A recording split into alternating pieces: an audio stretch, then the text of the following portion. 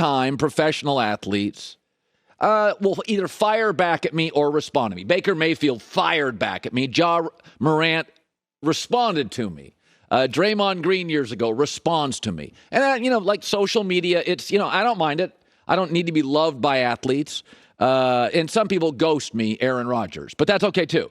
But yesterday, Kyler Murray, super special quarterback for Arizona, when he responded to me, he didn't attack me, he responded. He said, hey, man, run whatever narratives y'all want to run with, but questioning my work ethic, we're not going to go for that. Stop playing with me, Colin. I still rock with you, but come on.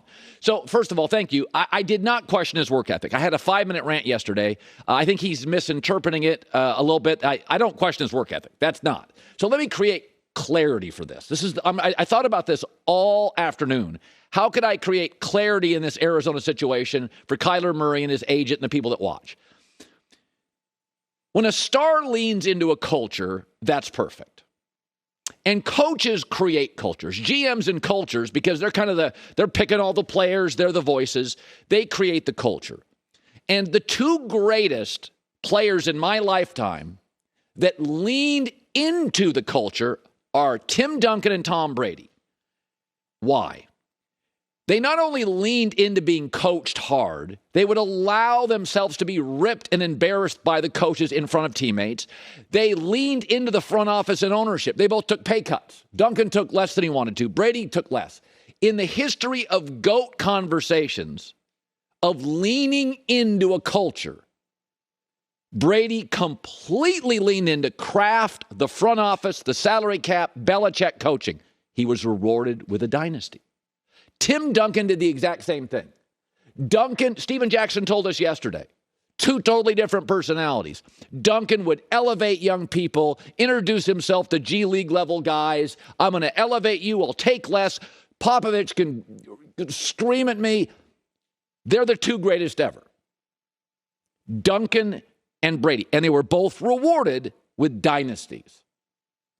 Now let's go to two guys who are doing it right now, and they're great at it. Steph Curry and Mahomes. They're not being paid top of the market. Very team-friendly deals.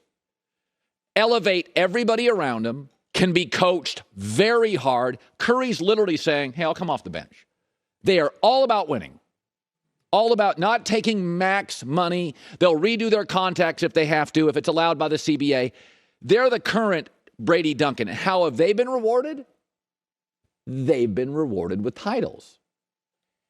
And then there's Aaron Rodgers, Kyler Murray. It's harder, as I said yesterday, to build cultures around them. Why? Well, they want to be paid early or the most. All right, that makes it harder for everybody. So Kyler wants to be paid early, and Aaron wants to be paid the most. They both air some of their grievances publicly. Duncan and Brady didn't do that. That's not what you want to do. That creates drama. Everybody's walking on eggshells. That's not good for the culture. Also, both of them, doesn't make them a bad person. I don't think Aaron Rodgers is a bad person or Kyler's a bad person. They're kind of individual guys. They're kind of aloof, can be a little prickly. They're different. I've got multiple Packer players for 10 years, stories about Aaron Rodgers. Most I've never told. Maybe I'll write about them in a book. But, they're a little hurtful, a little harsh, but they've given me the backstory on Aaron. And I mean, they've come from agents and players and teammates and coach. And I've had several of these in the last couple of years with Kyler Murray. Like, Aaron and Kyler are great, but they're not lean-in guys all the way. They're not Mahomes and Curry. They're not Brady Duncan. And it is harder to win. You're not going to get dynasties with either of them. You're not going to get a dynasty with Kyler or Aaron, although they're good enough to. You got to lean in.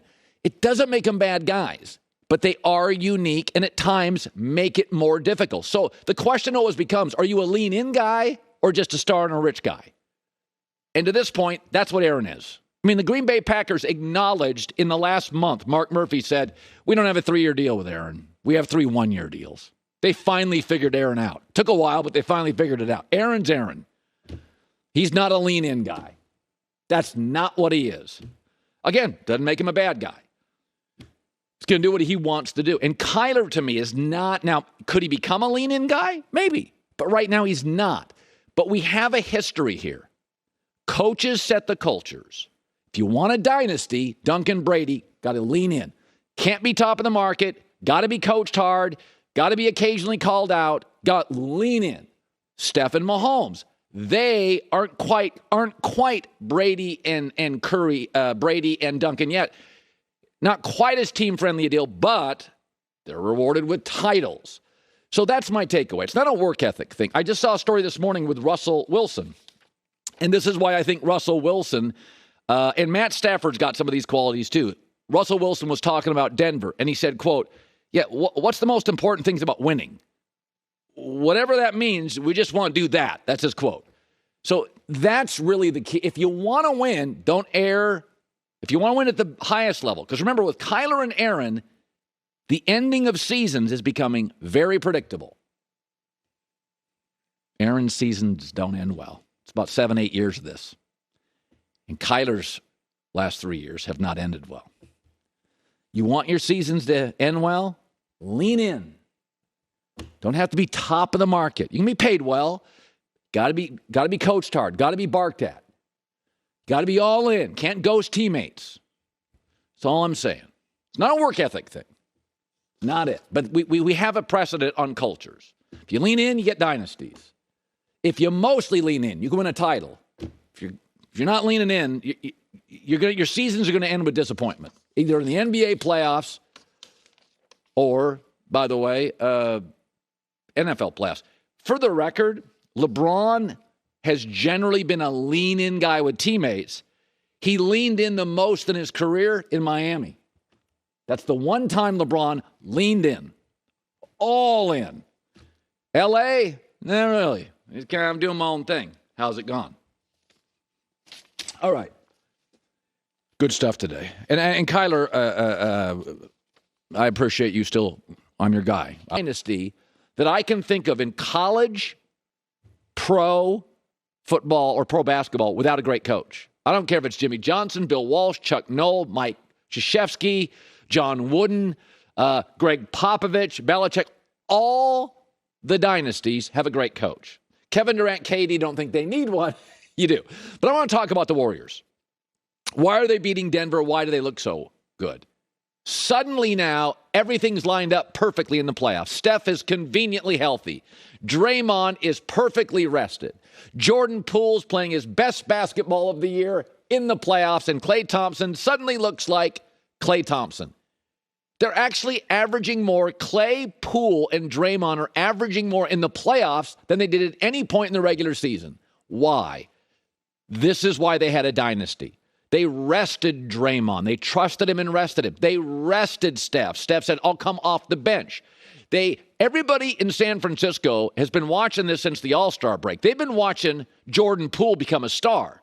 But you watch your own NBA team. You don't watch the Warriors, right? They're on TV occasionally. Everybody in San Francisco knows Jordan Poole has been doing this now for 3 months. Like, he's a star. They have a third Splash Brother. And what's great about it is they're all different. So Klay is your kind of stoic catch and shoot. Put him anywhere on the floor. Just give me the ball. I don't even need a dribble. Catch, shoot. Steph is liquid, constant motion, running around. The engineer evolved. And then Jordan Poole's a bit of an attacker. He can be more aggressive, leans in, not lean out. So they're all three different players, and yet we have this three-headed monster, and it's not a coincidence because the way they're run, they're all playing perfectly now. They rested Dre. You know, they knew Draymond was going to have to face some bigs, maybe a DeAndre Ayton or a Jokic or maybe an Anthony Davis in the playoffs if they got it. They knew that going out. So they wanted a rested Draymond Green. They wanted a rested Steph Curry. And this whole season, they've been building chemistry. This is not a one-hit wonder. You can figure out why bands, they do studies on this. Why are some one hit and why are some the Who or the Stones or Jay-Z or Beyond? Why? There's coaching behind it. There's intelligence behind it. And if you look at Jordan Poole in the regular season in the playoffs, he's a different player. 18 to 28. This is surprising everybody. It's not surprising the Warriors. Draymond Green's been talking about this on my podcast network for 6 months. He's like, you're not going to believe how good this guy is. You should see him at practice. And so this is the 4th time the Warriors have done this. They did it with Draymond, second-round pick. They did it with Steph. They did it with Clay. And now they've done it with Jordan Poole. They steal a guy in the draft. You don't know who he really is for the first year and a half. And then all of a sudden, the second year, you're like, whoa, third year, whoa, fourth-year star. This is the 4th time they've done it. There's no luck involved here. This is what the Warriors do. Draft, patient, develop. What the Lakers can't do. Lakers haven't developed any player since Kobe. This is their secret sauce in this organization. It's the 4th time. And by the way, they got another kid named Jonathan Kuminga, and you don't know who he is either unless you're a diehard NBA fan. He didn't play last night. Watch him become the 5th time they've done it. He didn't do anything this year except he was 6'7", 220, can defend, super twitchy, athletic, little spots here and there. They don't trust him yet, but he'll be the 5th guy they do this with. It's not luck. Draymond Green on the emerging star that they've known about for months, Jordan Poole. Talking to a guy who was on the third team All-G League last year. True. Has been our number 1 option in this playoffs. And the way he's playing, he's gained the trust of everybody on the team. He's gained the trust of Coach Kerr. And he's gained